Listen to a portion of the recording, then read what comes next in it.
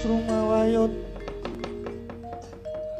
Sang Yaksendra Kula rupa mangeses kadhe angin pangsempal kaprapal selo-selo keplesat Sato lumayu mangungsi kagiat kakudo kang joko-joko bumi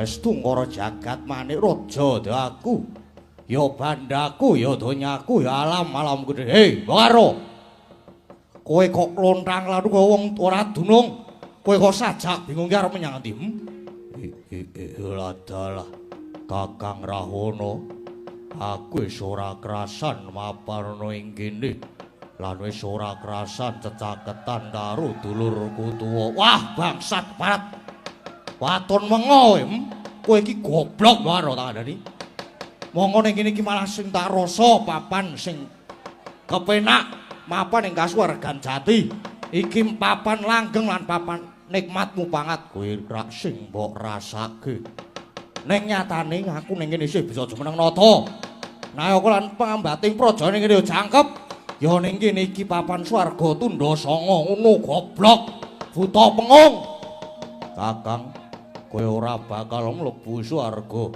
oh Kakang iki dudu swarga nanging coba sawangen yen sejatine kowe menco ning kayu watu saben malam Jumat kliwon lan malam Selasa kliwon dikutuki wong sing do arep golek pesugihan mula yen ngene iki carane aku ora bakal bisa tentrem mapan ana ing kene merga sejatine iki mapan ing jagat weteng Kakang kowe ngucap ngono sing mbok nggo dasar apa sing mbok nggo dasar apa Kakang biyen matiku ndepani musuh merga mbelani bumi wutah getihku ya negara Ngalengka diraja mongko jarene aku iki sinebut senopati kang labuh marang bangsa cinathet ana dranjang kencana asmane Harya Kumbakarna nanging tinemune jebul aku isih kecipratan lerah letuh merga saka dosa kang mbok sandhang iki Kakang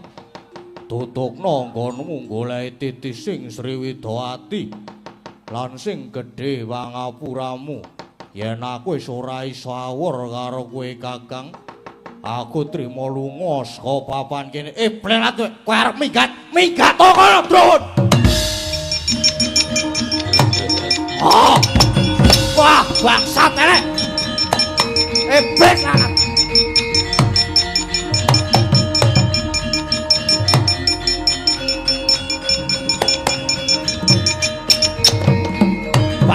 barat minggat mbok ben aku wis ora butuh mbok karo dosamu kok disepeleke ngertiku ning kene aku isih ngrasake nak kepenak nadyan aku wujute yetmo nanging piye carane aku tetep budidaya golek titis sing Widawati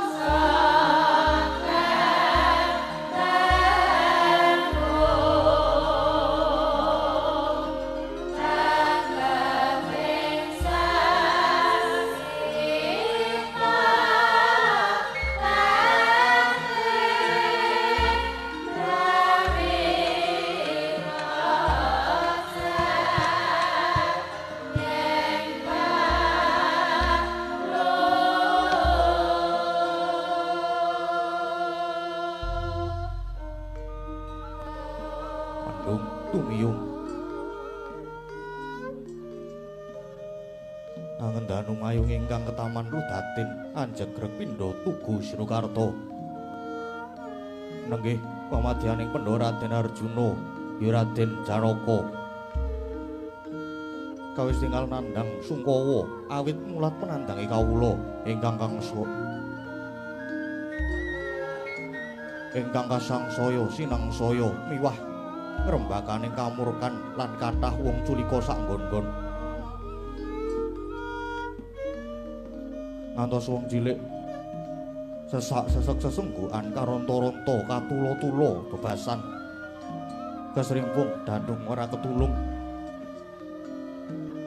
sesambat esuk sore datan ana mendhane pramila karya sungkawaning galih Dyan Arjuna datan mubah datan musik ngeningken cipta mrih antuk margi pepajar pocap Sang Wawong Agung Kyai Lurah Semar Gya merpake unggihaning Sang Abagus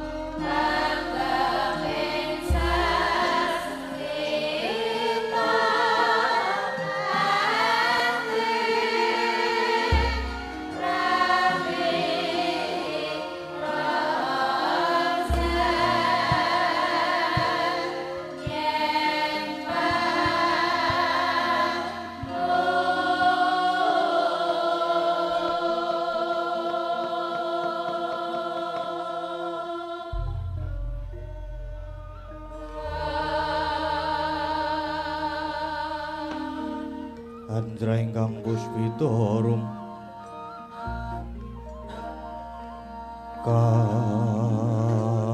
kasiring samirana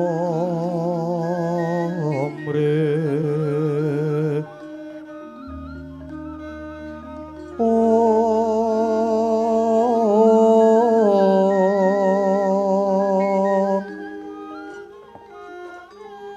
sekar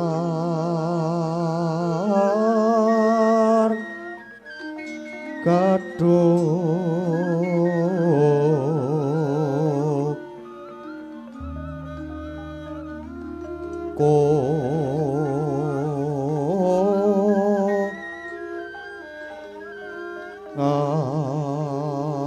ngas kandanyo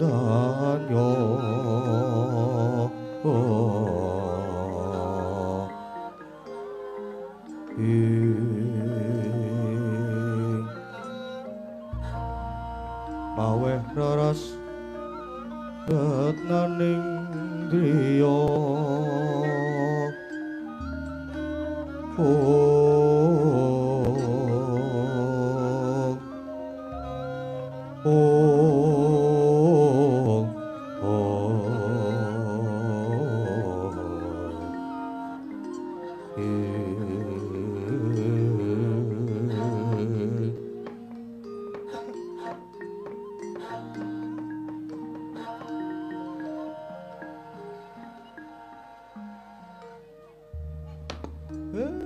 blagagag ugag sadulita mel den Dara Arjuna kula ngertos saurating manah jangandika ngulat kawontenaning para kawula dasih mongko kawula ingkang sami boten ngertos kendhang kimpul pojok plereting lelakon nanging sami dados kurban kasempya ing ngaradan ngoten to Den Kakang Semar ora keduga rasaku merga papateng iki malah saya ndadra ngendi papan sing ana mung sarwa cecengilan mula nggonku meneng ciptaku mung golek pepadang besok kapan bisa antuk banyu bening kinarya memayu hayuning nusa bangsa nggih Den inggih pancen lakon iki nek dijarke mawon niku boten becik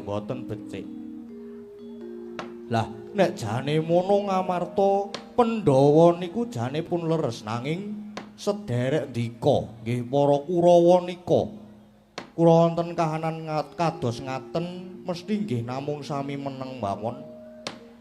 Merga Kurawa nika awan bengi sing dipikir mung seneng-seneng tok. Mula Kurawa niku watake nggih mboten tebih kaya watake kewan. Merga kewan niku ya mung mangan seneng-seneng lan sanggama.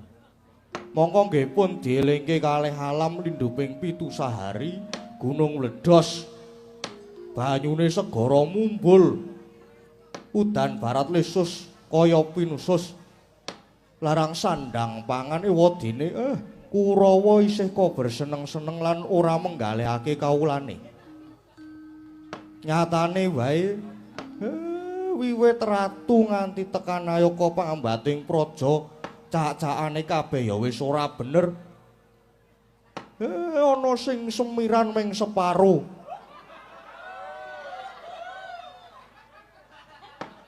Ngaten niku. Niku pun ora bener, pun boten bener. Luwe-luwe sing dadi ratu negara Ngastina nggih Kang Raka Prabu Duryudana nika cacakane ya wis ora bener. Monggo sing jeneng saguh dadi ratu niku kudu ngampil daya linuwih lan kudu ngampil panguwasa agung. Mula reh ning ngampil daya linuwih lan panguwasa agung niku mboten kenging sewenang-wenang.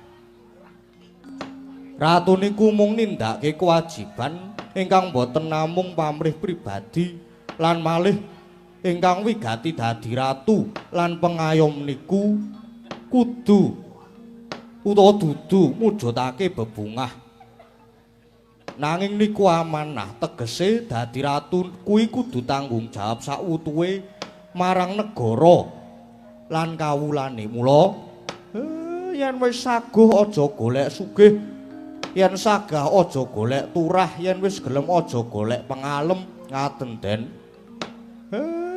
Dilalah kok negara Ngastina niku diasta dening Kang Raka. Dilalah cobi kok aduh dilalah Kang Raka niku dados ratu wonten ing negari Ngastina. Inggih Prabu Jaka Pitana saniki malah peperintahane malah saya ora karu-karuan. Mongko Duryudana lan Kurawa niku angel didandani, angel dikandhani. Senengane golek wah sugih ning boten wani kurban, ora gelem nanjake kesugihane ya Kurawa nika. Lah niku Den, lah sing perlu dieling-eling negara Ngastina nika saksedane Kang Rama Swargi Prabu Pandhu Dewanata Ngastina lajeng dititipke Kang Adipati Destarastra. Ning ibarat ngemut gula krasa legi banjur moh nglepeh. Kepraban Ngastina banjur dilintirke menyang Kang Raka Jaka Pitana nganti tekan saniki. Nanging ala niku mboten badhe tumama ing becik. Mang percaya mawon. Besok wayahing mangsa kala negara Ngastina mesti wangsul wonten panguwasane para Pandhawa. Iya Kakang. Banjur prayogane Arjuna kudu kepiye Kakang Semar? Pun Den, mumpung sampeyan isih jembar kalangan isih padang rembulane, mang tindake sak becik-becike merga sampeyan niku diarep-arep makarya supaya leladi kangge nusa bangsa lan negari. Napa malih jangandika niku dikekudang sing bakali saged nurunake sejarahe ratu. Pun niki mumpung Jawata badhe matedhaken wahyu pepakem Makutha Rama, manggayu nggih Den Ndara Arjuna. Caritane satriya linuwih amardi mring kautaman tan pegat mring pangestine ngesti hayuning ayun winasuta pabrata jajaring panggayuh Kakang Semar. Biar padang terawangan persasat lumampahing wanci panglong kepapak obor sosro dupi aku midhanget kabeh pengendikane Kakang Semar. Kang mangkono tak suwun amung puja sesanti lan puja mantra uga pengestune Kakang Nayantaka. Muga kawruh lan ngelmu dadi kancaku, akal lan budi dadi cagakku, kapitayan dadi gegonelanku, sabar dadi pusakaku, dharma kautaman dadi jejibanku, lan jujur suci kuwi kabeh dadi pangestiku. Arjuna semedya munggah ana ing ngarga Kutharunggu. Arjuna sedya nggayuh wahyu pepakem Kutha Rama Kakang Semar. Nggih, Den.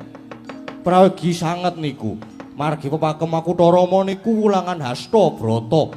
Pun mang tindake kula nderek ngawat-awati lan mang percaya mawon. Sinartan manteping rasa tumameng tumindak sarta linambaran ati suci pepayung budi rahayu. Sapa sing darbe sedya hayu mesti bakal manggih rahayu, Den. Ndara Arjuna.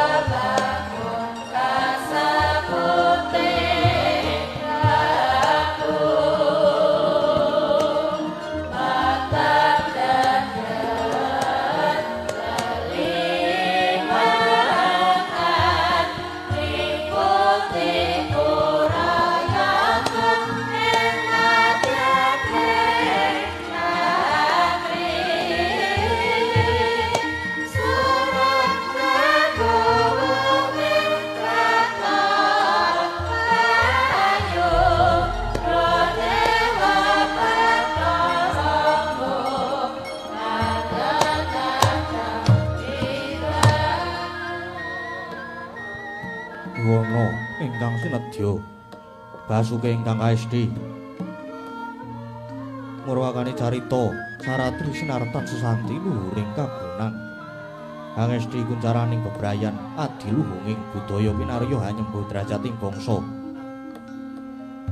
kinatenging dosina wayang purwa sembada dadya tuladha hambangun jiwa utama mamardiraing tata krami pramila pantes lamun winastan kagunan suraos tontonan lan tuntunan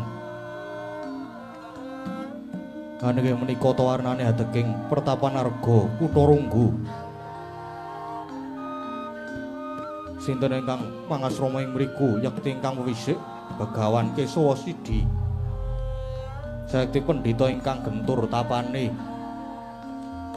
Mila datanama kalamun sidik paningale waskithing esti limpating kawruh sabarang pangandikane dadi saciptane mandi.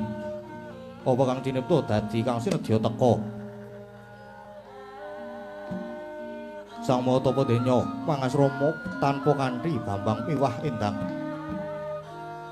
Najan pekaten kathah para cantrik manguyu jejanggan ingkang samya puruhita mring Sang Wiku.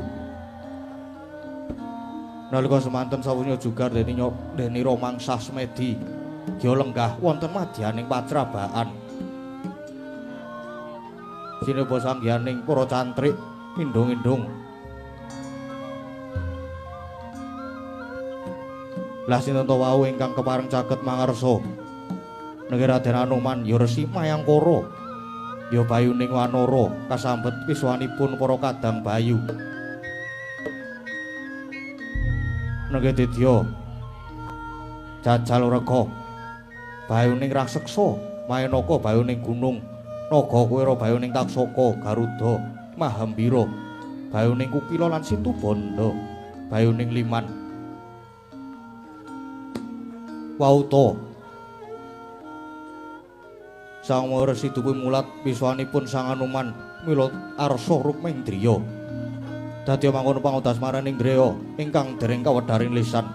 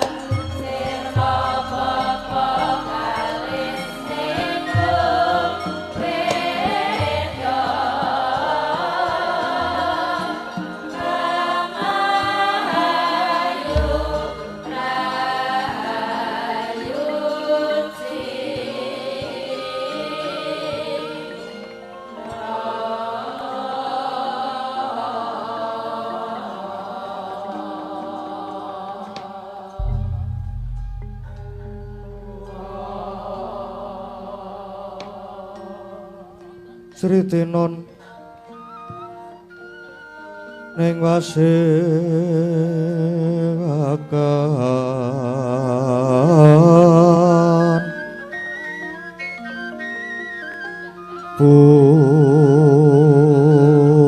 busana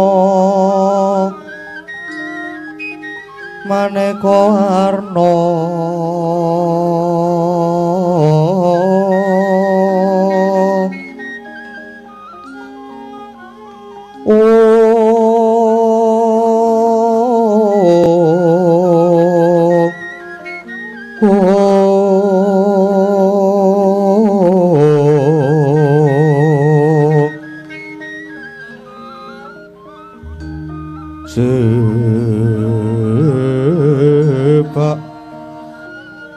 puspiteng udana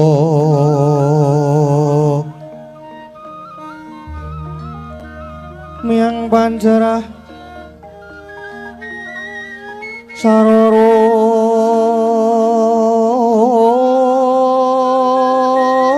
rukma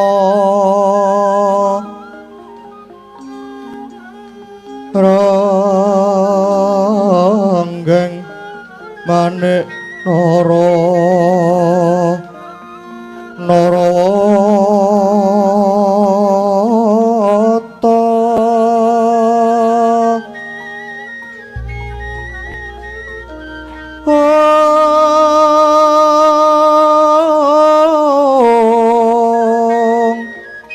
ana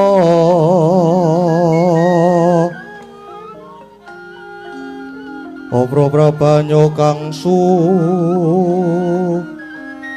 mirat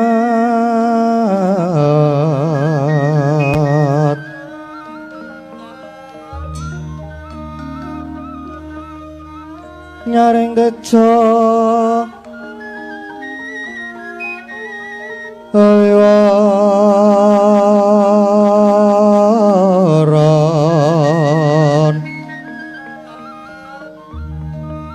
lireki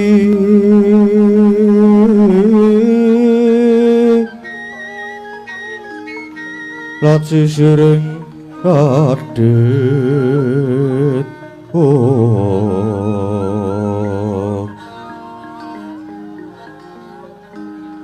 wimbo kekondom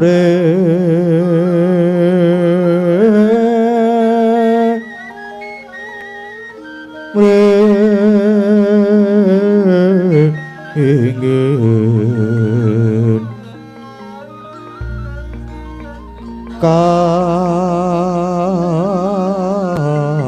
katiuping samirana mandra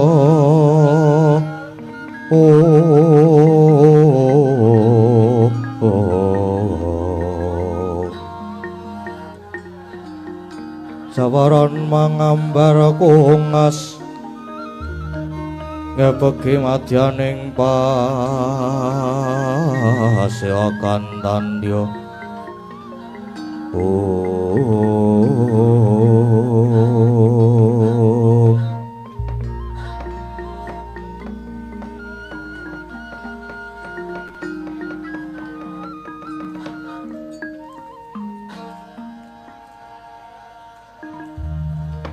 Hum ilahing astuna masidam mayangkara sause satata lenggah padha kanthi raharja piswanira Anuman duh Hyang Rama Dewaku inggih Premban awit mundi pangestu paduka Premban saha kasembuh pangayomaning Jawata lulus raharja piswan kula kejawi saking menika ingkang abdipun Anuman ngaturaken sumengkeping pabekti mugi kunjuk wonten ngarsa paduka Hyang Adi Premban. Ya Anuman, jeneng sira ngaturake pangabekti wis dak tampa karya bombonging penggalih. Mung wae pangestuku tampanana senggana Anuman. Inggih. Sangat anggen kula mundi dadosa jimat paripih. Semono uga jajal raka bayuning raseksa. Dikepara ngarsa nggonira marak suwan. Inggih. Saken dawuh ngaturaken pangabekti Premban. Ya wis dak tampa kanthi sukaning manah. Mengko to dhisik Anuman. Kaya wis sawetara nggonira sak kadang bayu. Tetruka mapan ana ing wukir kutha Runggu kene. Mongko nitik ningiring netra cupla-cupi Brahmanasari. Sajake ana wigati tumuli matura lan murih wijang satala-tala tak keparengake kepara maju piswanira Anuman. Ayo inggih ngestuaken dawuh Premban. Enjra ingkang puspita rum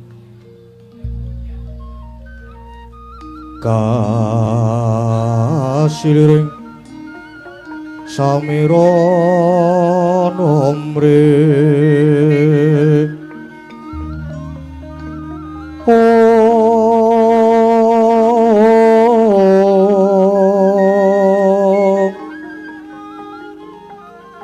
sekar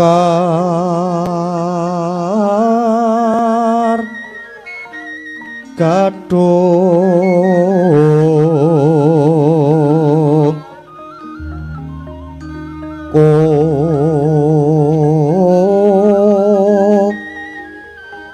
kas kandanyo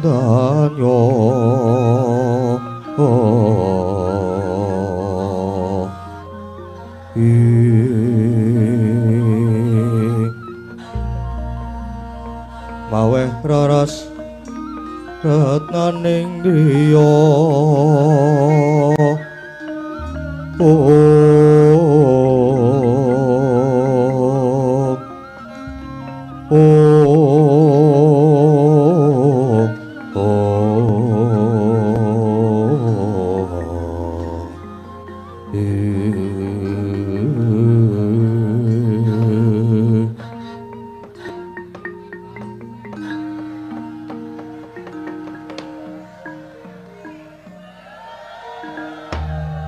kepareng matur wonten ngarsa paduka Premban nanging cumadung deduka mbok bilih wonten lepatatur kula mangki nyuwun lumunturing sih samudra pangasami yaya Anuman kaya ora dadi ngopo sirna narasa wigih ringa-ringa duji matu punden kula Hyang Adi Premban pramila kula sekadang sami adedanggan wonten ngersanipun Sang Maha Muni esdining manah kula mboten sanes amung sumedya ngempek kanugrahanipun Sang Adi Premban kepareng wanuntuni margining kayuhanan miwah sampurnaning sangkan paran dumadi syukur mawi bagya menawi Sang Adi Premban kepareng nguntapaken dhateng kamuksuhan dasat kula prapting delahan jersotaning manah kula mapan wonten ing Madyapada menika sampun dangu wiwit ngabdi dhateng Sinuwun Prabu Rama Wijaya ngantos samenika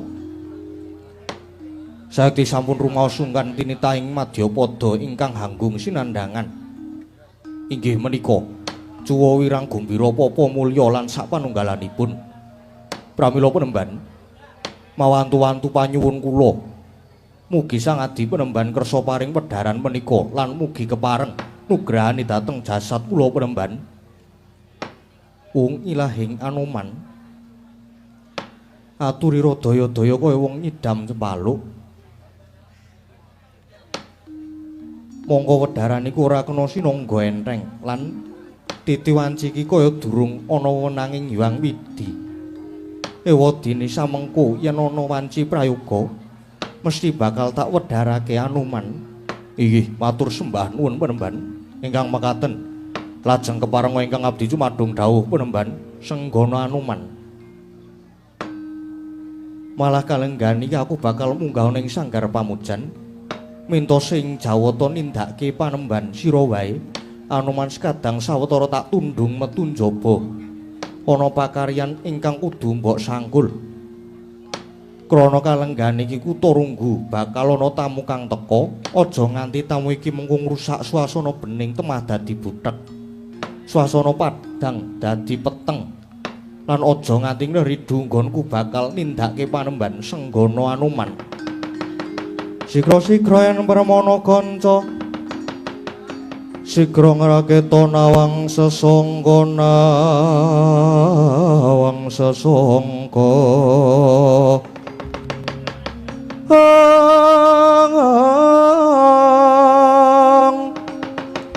goyang lenggahing Sri Nalendra ambek marosing sang katri gumulung ngrempak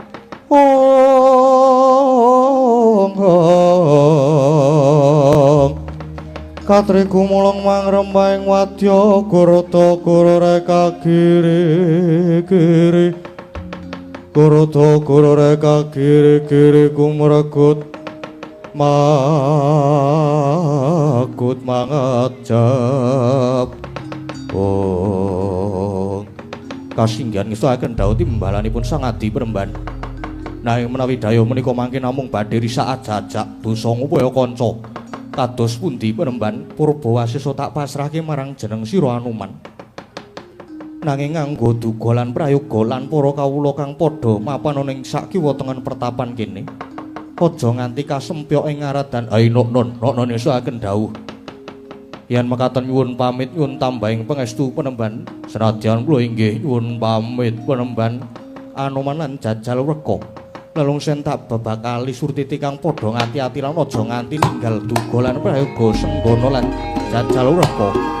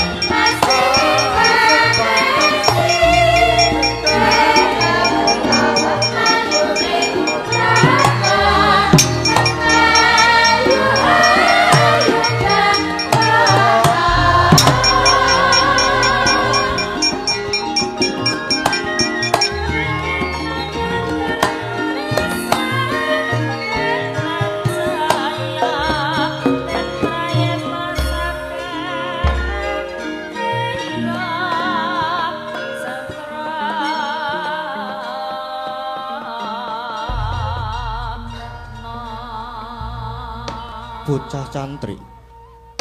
Jenengmu ki cantrik sapa? Inggih. Kula pun cantrik bolot. Sapa? Cantrik bolot. Oh iya, maju suwani arep matur apa? Nadyan kula inggih cumadung dawuh Panembahan. Napa kula nggih kedhawuhan nungka dhateng Begawan Mayangkara. Kae iki do arep maju perang. Awakmu kuru kaya ngono. Inggih. Lah pripun saben dinten kula namung ngangon bebek. Mboten nate maju perang. Nang menawi kula dipun dawuhi kula inggih sampun siap.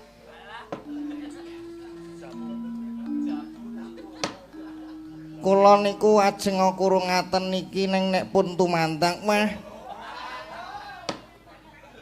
jan wau ngedapi-dapi saestu. Wis ora sah. Kula niku saben dinten mak endhog bebek lho. Wis ora sah. Kowe ngrampungke pakaranmu wae. Kalenggane iki aku bakal munggah ing sanggar pamujan. Wancine manembah sing disuwun muga sesantine tansah manggih mulya.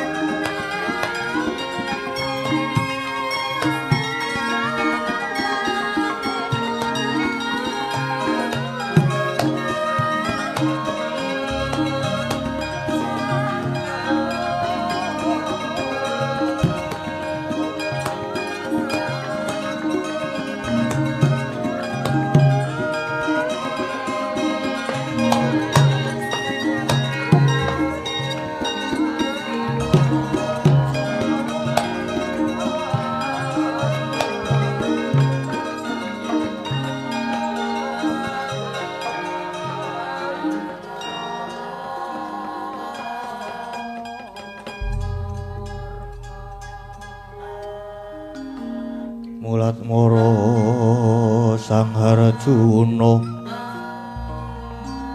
es punya kang wanungsan kadrepan tinggaing mungsuh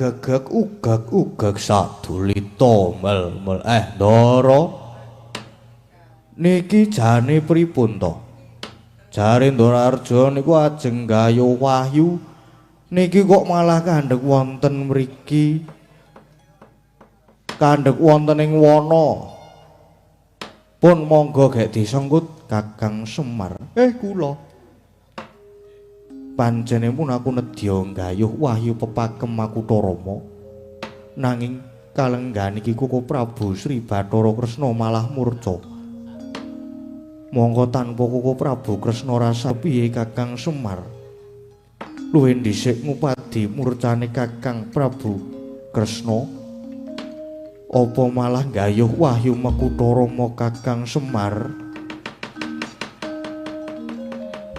miat langening ngalanggiwan aklar pandamuncar tinon ler kekonang surem sorote tan padang kasoran wacaring purnaming gegono dasare mangsa katiga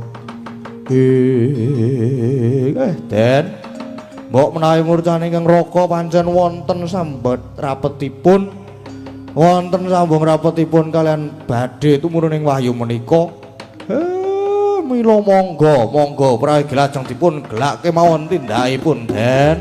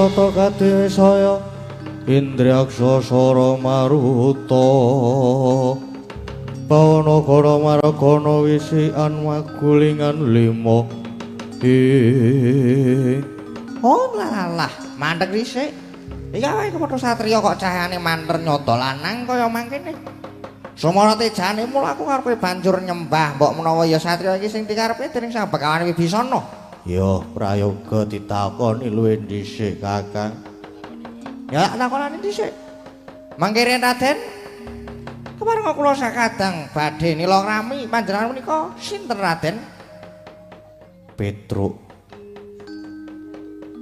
Nun Mrene. Nggih. Ten apa? Wih, Dian. Ana buta cacah ora mburi dhewe kok bagus ke? Apa kowe iso weruh Petruk? Nggih, sekedhik-sekedhik lah. Napa nangsal ilmu? Ilmu gaib. Petruk. Pripun? Neng tengah alas kuwi wis adat sabene kepethuk cakil. Nggih. Nanging iki kok beda. Cakil karo buta kok do nyembah. Nah niku kula ya gumun jane. Ya lagi iki cakil kepethuk Ndara Janaka nyembah tur basa. Ning mbok menawa niki wis do sadar. Wis do apa jenenge tobat. Wis do kapok ngene iki. Ning ya aneh lho Den iki Den. Nek didelok rodok cat katon cat ora cat tembok cat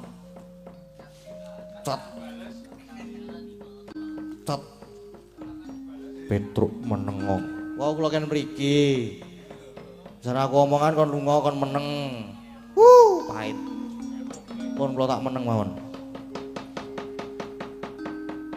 Petruk. Lah to tenan to. Wis senengane lho iki. Kowe. Prayoga tak wangsulane dhisik. Lah nggih, prayoga. Prayoga niku prayoga. Monggo Raden. Buta. Yen kowe takon marang aku iki Satriya Madukara kekasih Raden Arjuna. Hai? Raden Arjuna Satriya Madukara ya dasar kepura nyata mangkono. Aduh Raden Paduka ingkang kula pati.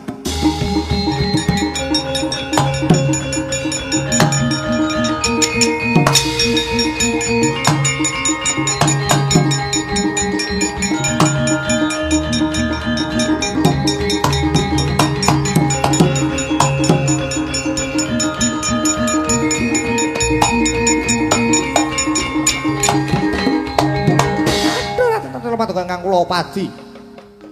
Apa wigatine mangkono? Bareng aku ngaku Raden Arjuna banjur malah padha nyembah. Kawin ngono Raden? Kula sakadang menika dumados saking kadang caturwarna. Inggih nafsu patang perkawis. Dene nami kula menika pun Angkara, kula pun Ludra, kula pun Sukarda, kula pun Nuraga. Raden, sawet kula menika ingkang nderek ngomongi jakatipun Bagawan Bisana. Nanging kula sampun dipun wali saking kraganipun kula lajeng kadhawan supados ngupadi dhateng jengandika Raden Arjuna. Rana inggih namung paduka Raden Arjuna ingkang kedah nyampurnaken dhateng kula sakadang. Ingkang mekaten monggo Raden, monggo. Kula aturi nyampurnaken kula sakadang. Inggih Raden, kula nyuwun dipun sampurnaken buta. Ing atas aku iki satriya kok mungkon nyampurnake wujude buta kaya kowe. Aku ora surta, aku ora sudi. Aduh piye Di? Raden Arjuna ora kersa nyempurnake. Wah nek ngene iki gelem. Ora gelem ya tirata warepeksa wae. Oh iya Di. Raden, yen patuk ora gelem apa malah diwalik. Raden Arjuna sing bakal tak sampurnake. Yen pancen bisa sampurnakno Arjuna. Oh lah sampurnake tenan sabetke perbatang. Sampurna tenan.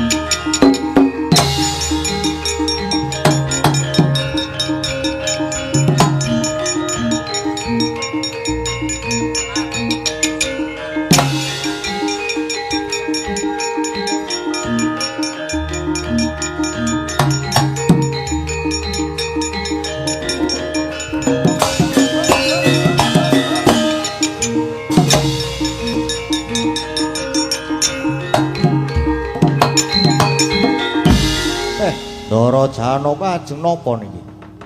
Pancene buta-buta arep tak lepasi jemparing. Lampun. Buta-buta nika nek dipanah ora bakal mati. Merga nika kedadean seka nafsu patang perkara. Ampun dipanah, ampun dipanah. Neng pancen nafsu papat nika nyuwun disampurnake tenan. Lah banjur kepiye prayogane Kakang Semar pun? Mang muja geni mawon murih nafsu papat nika enggal sampurna Ndara.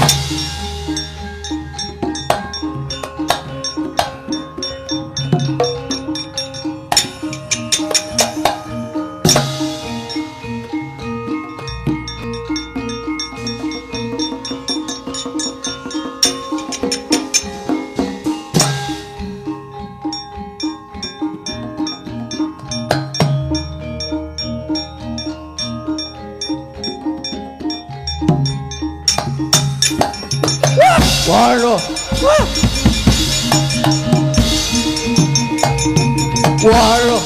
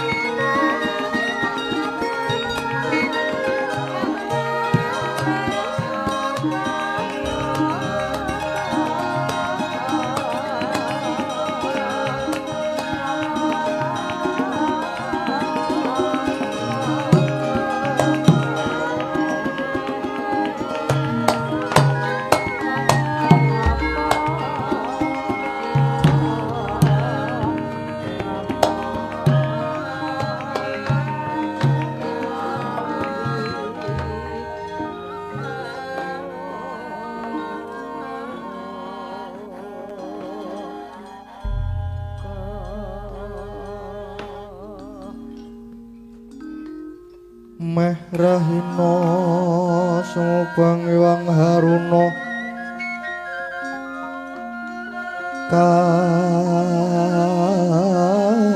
katinetraning anggarapuh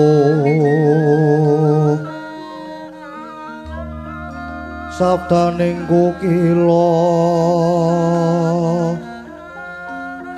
rengganigara saketer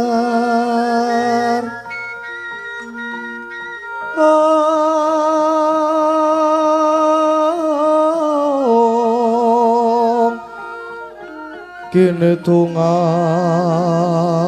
engkong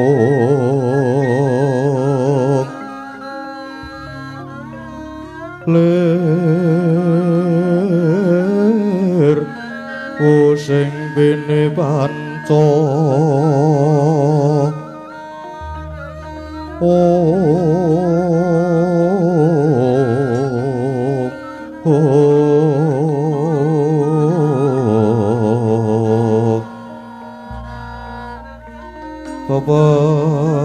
Babatoke ngayam wono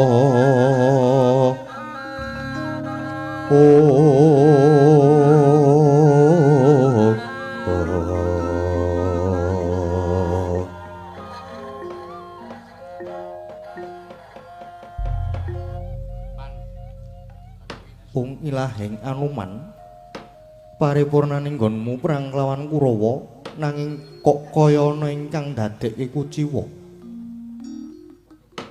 uncate Sang Narpati Karna saka pabaratan kaya banget gendhong wewadi kongsi tilar hambeking satriya taun utama apa darunane Anuman inggih wale-wale menapa Penemban duk nalika Prabu Karna nglepasaken pusaka Kuntawijaya Danu ingkang pareng kedah badhe mungkasi karya laraping warastra lajeng kula saut saking dirgantara margi Prabu Karna kula anggep nerak pepadu ing Jawata krana namaken pusaka Kuntawijaya Danu dereng wancinipun tumapahing perang Bratayuda lan malih menawi sang adi Weremban ngantos ketaman pusaka Kuntawijaya Danu sakti badhe lebur tanpa kukuban lamun kateman mekaten ingkang kecalan kejawi namung pun Anuman menika Penemban jagat dewa Bathara Anuman kowe kuwi pinter ning pintermu tok nggo minteri aku rak wis paring pitutur to aja seneng ngendak gunaning jalma nanging kowe malah nggugu karsa priyangga nampik marang pitutur becik Anuman saka lekas sira kang kaya mangkono iku sira malah banjur gawe dosa patang perkara marang awakmu dhewe Anuman dosa adi peremban jimat punden kula. Dahat bundu bundeling manah kula. Mugi Sang Tapa keparenga amijangaken dununging dedosan kula. Anoman. Aku mung saderma maca marang tilas lekasmu dene mungguh dosa patang perkara kang sira sandang yaiku siji dosa marang awakmu dhewe, kaping loro dosa marang dewa, sing katelu dosa marang sepadha-padha, papat dosa marang laku nista dene wijangane ning kene, kang sepisan dosa marang awakmu dhewe perkara liwunge Prabu Karna wani nerak pepacu ing Jawata iku ora ana sambung rapete karo kowe. Ya senadyan dosa nanging kuwi dosane Prabu Karna dhewe marang dewa. Umpamane dosane Prabu Pandhu mau, Prabu Karna mau kudu antuk pidana. Ingkang menang hukum ora ana liya mung Jawata. Kaping pindho kowe ngayomi marang aku nganti tok rewangi labuh dadi tamenging bebaya. Ya senadyan tindak tetulung jaga kayuananing liyan wani labuh lara patiku uga kalebu lelabuhan kang utama. Nanging lamun tumindak mengkono mau tumanduk marang Sang Guru Nadi iku dudu kang pratitis, ya amarga sira wis maidu marang katiyasaning guru.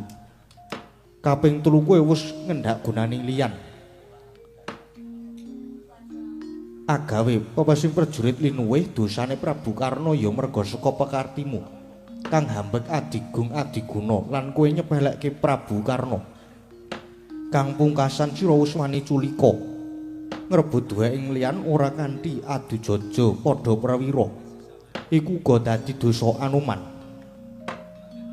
Mungguh iku dosa patang perkara kang sira sandang Anoman Senggana.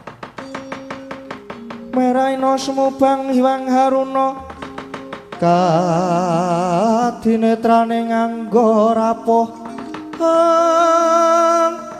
sabdaning kukila linggane goro sageter kene tuan gong lirwu sing pindi panca aduh sanganti perban mboten nginten jebul malah ngantos semanten kaliputing budi kula.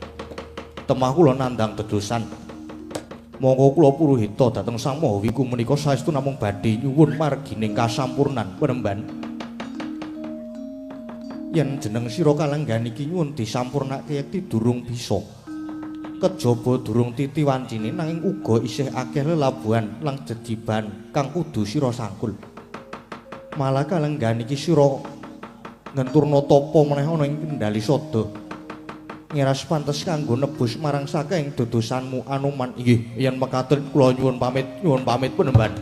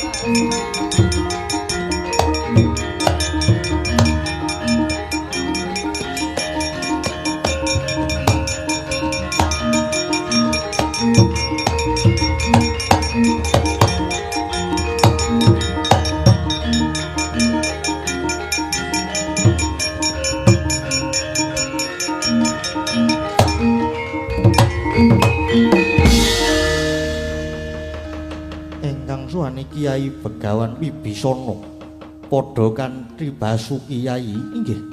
Pangasunipun Sang Adi Penemban pangabekti kula mugi kunjuk. Ya wis ndak tampa Kyai.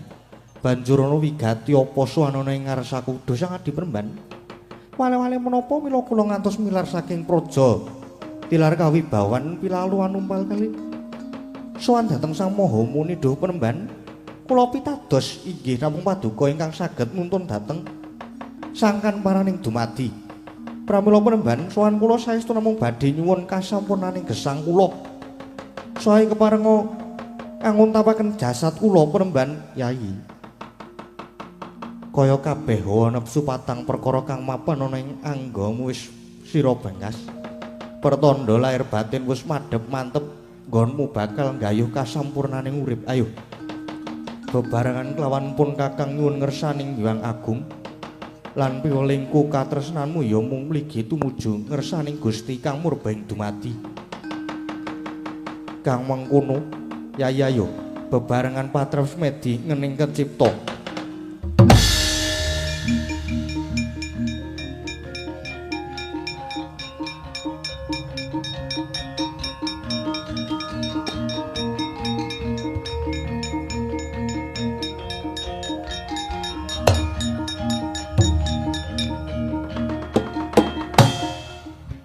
kekalenya sigra mangsa semedi marwani kang panduru sedakep saluku tunggal nutupi babahan Wiwaranawa kocap Bekarya saha sidi sigra angracut anggane Begawan Wibisana kaya ana cahya mijil saking netrane Begawan Kesawa Sidi nempuh angganing Begawan Wibisana saya dangu saya alit temaical Sang Wibisana manjing alamantara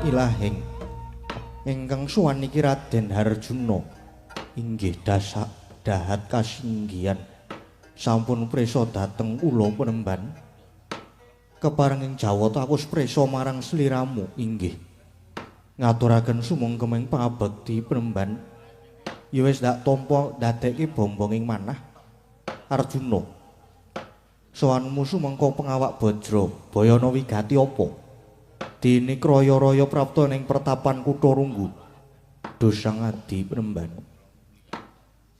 sedyaning manah kula sepisan badhe lebur napak pada Sang Maha Wiku keparenga ngaup subratanipun Sang Maha Muni syukur yen to kersa ngluberi ngelmu ingkang damel padhanging manah kaping kalih kula badhe nyara widhaken dhateng murcanipun kadang kula sepuh Koko Prabu Sri Bathara Kresna menika Penemban Arjuna yen bab murcane kadangmu wredha ya Prabu Kresna aku durung bisa paring katerangan krana iku isih kesasaban ron salomba lan bab nggonmu bakal suwita marang aku mesti wae katapa kanthi seneng jerya mung sira ingkang ndak arep-arep matur sembah nuwun Duh Sang Penemban ya Arjuna lan persajan wae apa kang tok kersake dene sira kepating luruk ana ing pandurunganku wale-wale menapa Penemban derenging manah labet Kumajilu badhe gayuh tumuruning Wahyu Sri Makutha Rama. Apa sira wis uninga marang wujuding Wahyu Makutha Rama? Persajan kemawon kula dereng uninga wujuding Wahyu Makutha Rama. Keparanga paring wedharan panemban Yaya Arjuna. Kaya wis ngancip titiwancine lan saka pandugaku, ya mung sira kang pantes nampa wedharaning Wahyu Makutha Rama. Yai, mara maju caket lan pun Kakang. Pepakem Wahyu Makutha Rama tumuli tak wedharke marang sira.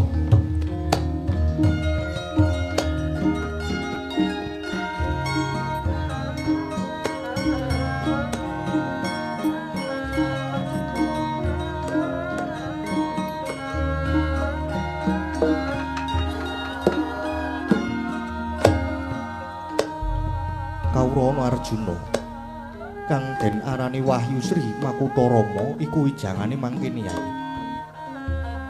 Tembung wahyu iku ora wujud nanging kanugrahan kang tuwus kawa ing pangudi kang sinartan manteping rasa lan tumemenging tumindak wondene Sri iku sesebutan Nalendra utawa ratu. Makutha iku keprabon agemaning Nalendra kang dumunung ana ing mestaka. Surasane ageman kang hanggung pinundi dene Rama iku jejuluke nata ing Pancawati Denda. Dadi Wahyu Sri Makutha Rama iku sejatine seka nentaring ilmu agemaning Prabu Sri Bathara Rama kang hanggung pinundi duk nalika jumeneng nata. Awit saka nggone tansah mundhing ilmu mau jumenenge Prabu Bathara Rama nganti dadi pralampita. Dadi pralampita pinengetan dening para Jawata. Mergaya saka widagda nggone ngembat praja sinudan para kawula dasih. Aja maneh kang asipat jalma menungsa senadyan para rewanda palwaga kapi uga padha sumuyut ambek-ambaka marang Sri Bathara Rama. Menapa darunanipun dening ngantos semanten kaluhuranipun Prabu Bathara Rama. Penemban sebab mangkono ya amarga pangembating praja miwah nggone momong kawula dasih Prabu Rama tansah ngesti marang pambegan pulung perkara kang denarani Hasta Brata. Dene wijangi mengkene kang sepisan ambeke Kisma, kapindho warih, katelu ambeke Samirana, kaping 4 Jaladri, kaping 5 Candra 6 Baskara 7 Dahana, kaping 8 Kartika. Dene terangi wijange mangkene Arjuna. Sepisan laku hambeking Kisma utawa bumi tansah murah asih marang sapa wae amarga bumi ku tansah ngatonake danane tanem tuwuh tetukulan minangka bogane sagung dumadi. Ora liya ya merga saka wulu wetune bumi senadyan anggane pinulasara dening janma ya den idak-idak pinaculan dinujukan parandene bumi malah ngatonake kemurahane. Kabukti masa sotya pepelikan warna-warna dadya kaskayane kang mulasara iku hambeking bumi. Kapindho hambeking warih utawa tirta utawa banyu lire tindakan raga lumuh ngungkul-ungkuli uga datan ngendhak gunaning liyan. Jer banyu iku tansah watak warata tur dayane hanggung hangresepi. Katelu hambeking Samirana utawa angin.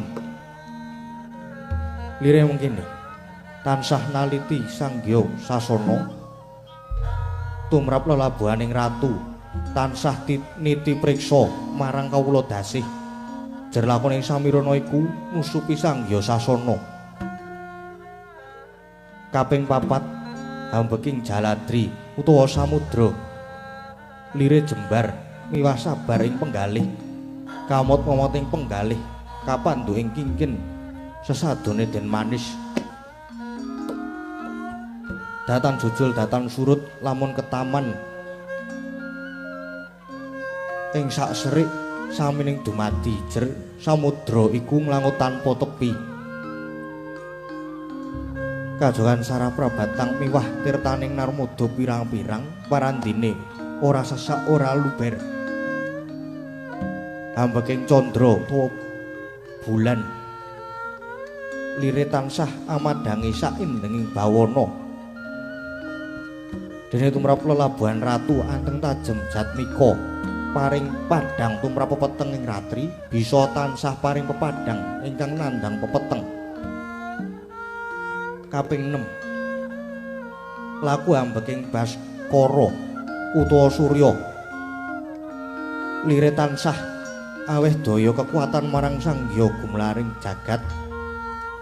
Segara umeb dadi mendung temah dadi udan ora liya ya saka dayane Raditya.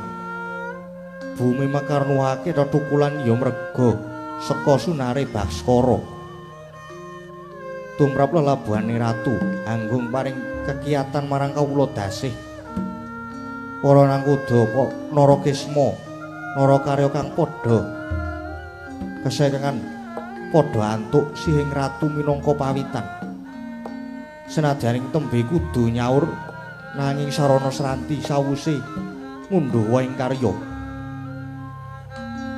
Banjur kaping 7 laku hambeking Dawana utawa geni lire angrampungi ora ana sawiji-wiji kang ora lebur dening geni dene tumrap lelabuhane ratu. Pangawak pradata luhur sakabehing perkara kang kunjuk ngarsanata kudu dirampungi pinancas kanthi adil para marta.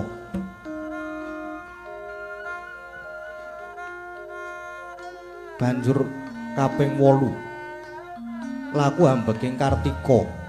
Ing kene ambek Kartika uga sinebut ambek ukir lire Teguh Santosa.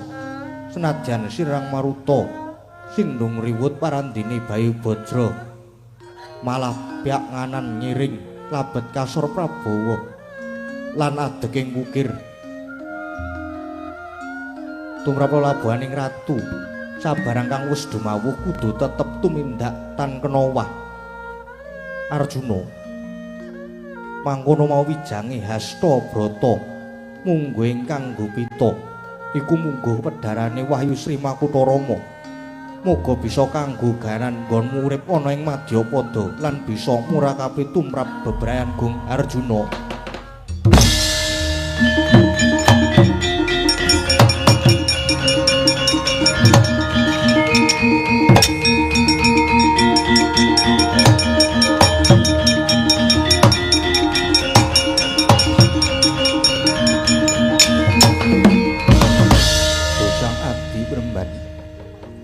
Saestu ngaturaken gunging panuwun kang tanpa upami lan menapa ingkang sampun kadhawuhaken sampun kula tampi kanthi gamblang miwah rumeseping sanubari.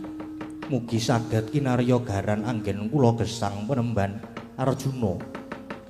Bisane kaleksanan amung kudu den nyatake pribadi kanthi kandeling tekad bebasane. Ora ana gunane ngelmu lamun ora den lakoni. Ora ana gunane wedha lamun ora pinercaya. Senadyan mangkono tinemune kasunyatan uga ora wenang jagake wong pakarti dene salokane kaya wong nandur wiji. Senadyan wiji becik lemahe apik nanging lamun ora tabari nggone ngupakara sakti bakal tinerake ngoma. Arjuna kula wonten dawuh lenggah kang prayoga mara saiki wis padakna ingkang ana astaku iki apa?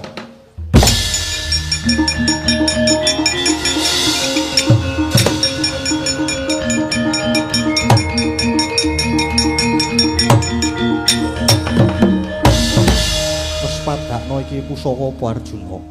Lan iki kagungane sapa? Menika senjata Kunta. Kagunganipun Kakang Narpati Ngawangga. Yen ngono selak mesake Narpati Basukarna nggone bingung. Tumuli kundurna marang kang kagungan ngestohaken dawuh penemban.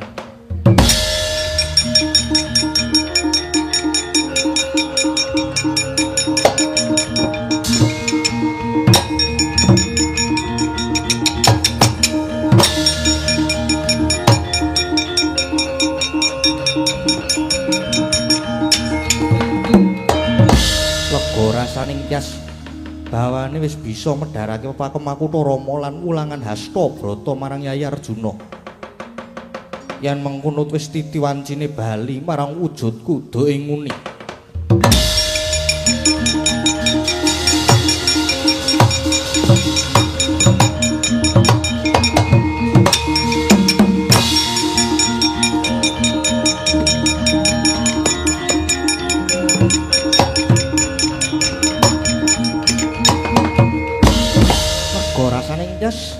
Bawane aku wis kasembatan medharake pepakem Makutha Rama, muga bisa andayani lan murakapi kanggo Jagatraya Arjuna.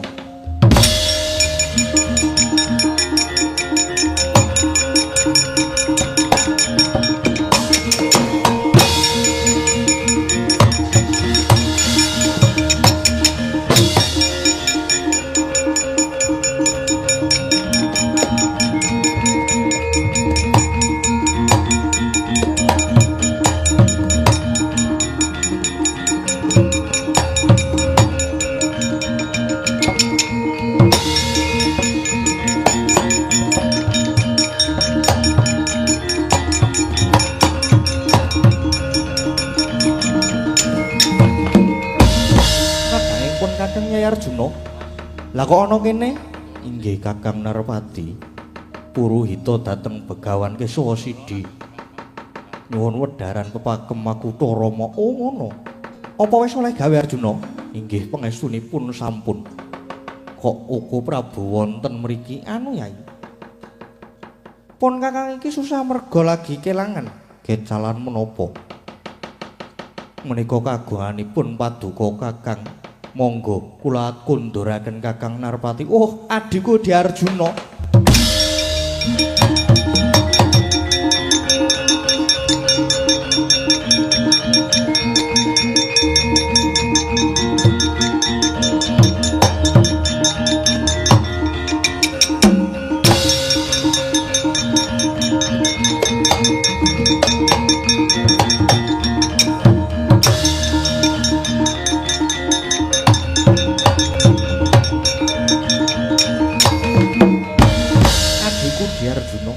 Pun Kakang nedha nrimo banget dene si Adi kang wis ngrumat senjata Kunta lan Sukuryadi dene Yayi Arjuna kang wis bisa antuk wedharan pepakem Makutha Rama muga ndayani lan murakapi ya dipun Kakang kondur ing ngawangga.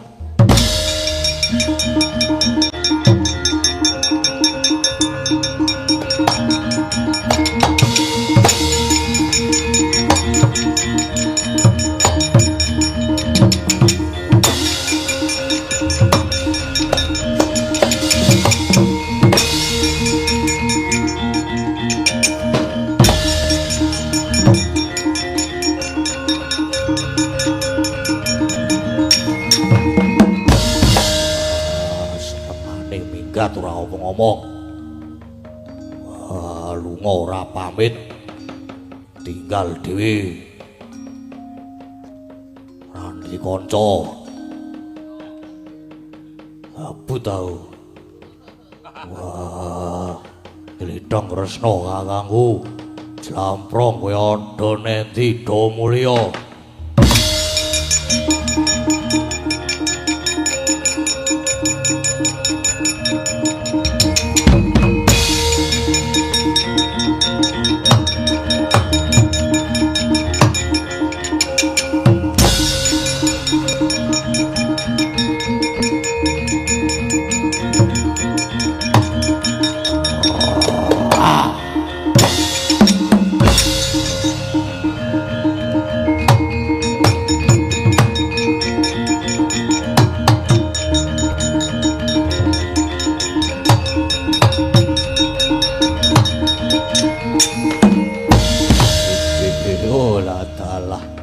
Saka pangiraku ya sadya iki sing bisa nyampurnake aku Raden.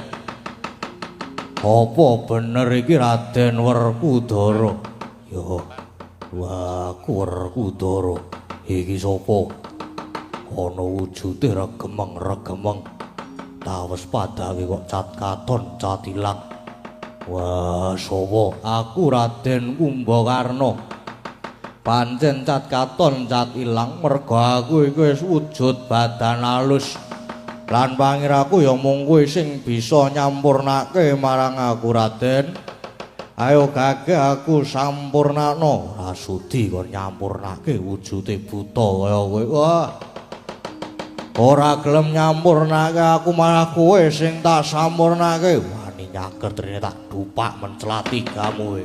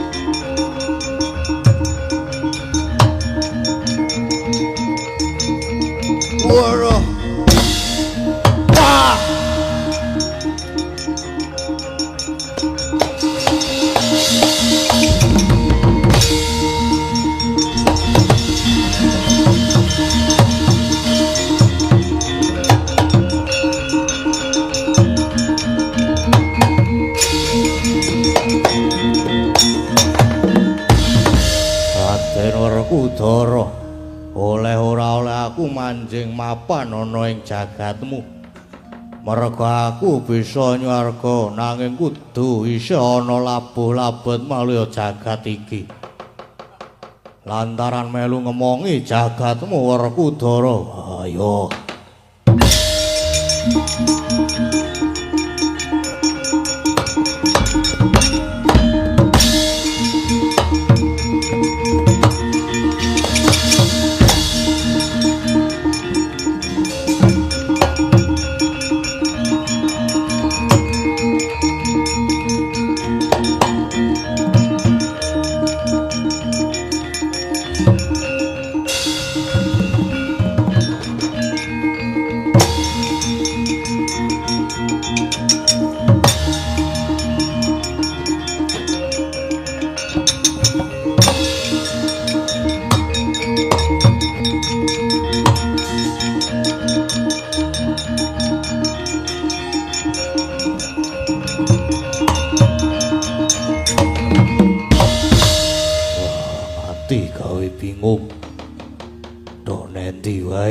lagi jedul waduh lunga senengane nglempeke ora ajak senengane minggat ora pamit wah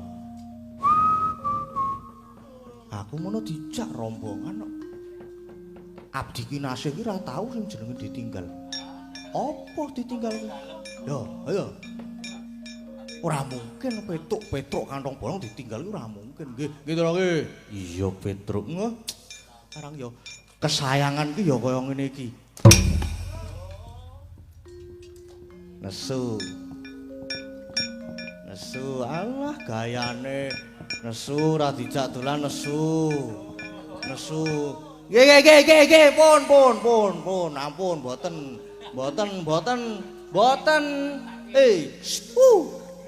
Sakit.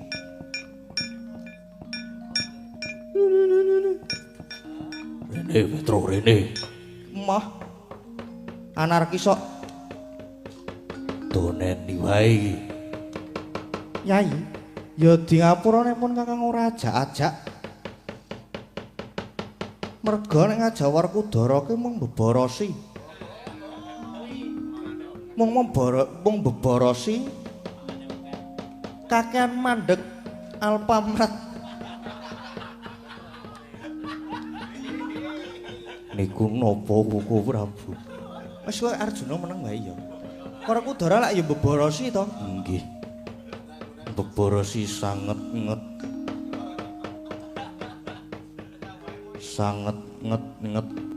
Wah, senengane. Guyon seneng. Seneng nek ninggal kancane seneng. Senengane nglimpekke jlamprong ya Nedi. Inggih, gayuh Wahyu Makutha Rama. Suwan Begawan Kesawa Sidi nanging jebul boten nginten ingkang dados Begawan Kesawa Sidi. Malah Koko Prabu Ndrawati. Ya, Ayi. Pun Kakang ya mung dadi lantaran dadi sarana tumuruning wahyu pepakem Makutha Rama. Lan medharake pulangan Hasta Brata marang Dimas Harjuna. Ya ning sesukne iki rak yo aja-aja ben ketok kompak. Gaone raja-raja gah. Ya sesuk tak ajak ya, sesuk tak ajak tak bayari ayo kondur menyang praja.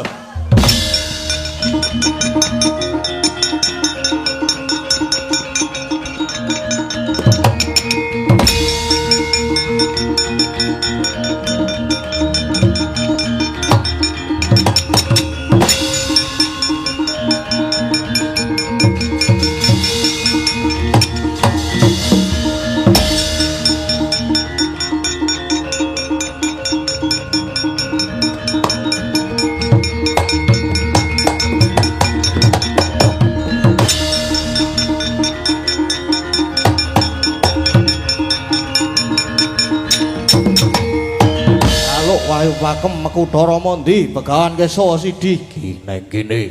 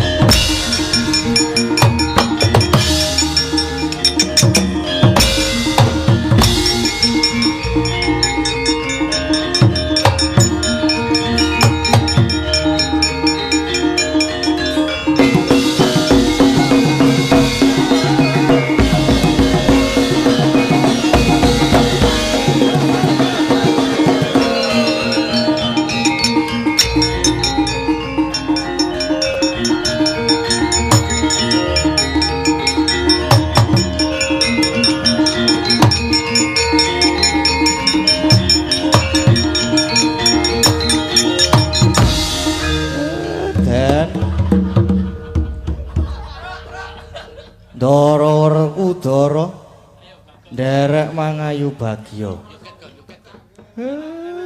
Iki jam pira to iki? Setengah papat pun rampung le amuk-amukan wis. Kok dilit biasane suwe banget. Mboten iki napa mboten, Ndara? Wah, Bagong celarangan. Alah duplikat kowe kok. Duplikat iki ora asli. Ora mungkin aku njunjung asli kuat. Ya Mir ya. Heeh. Bagong kurang ajar. Sorry, jajal kok duplikat kerdus iki kuat ora. Bagong kurang ajar tenan cah pekok. Kan biyen, Pak. Terus aku di dolanan apik lho. Apa, Gong? Iki lho. Yung. Loro, Gong. Ayo kan jajal, Reng. Piye? Dene Reng. Nah, ndani. Iki lho apik lho. Apa ta, Gong?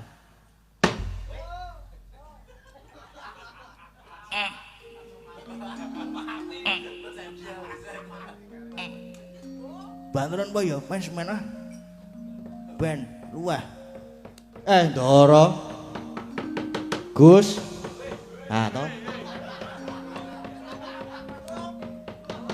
Dendra Janaka niki pun pikantuk wedharan pepakem Makutha Rama mula ya kanthi purnaning lampahan wahyu Makutha Rama niki sageta dados sarana tumuruning kanugrahan saged ndayani lan murakapi kangge sederek-sederek warga ingkang sami lenggah wonten ing dusun Karangasem mriki. Mugi tansah sami binerekan Gusti cinaketing kanugrahan sami mangge rahayu wilujeng rancak lancar anggenipun sami makarya ayem tata titi tentrem rahayu Ndara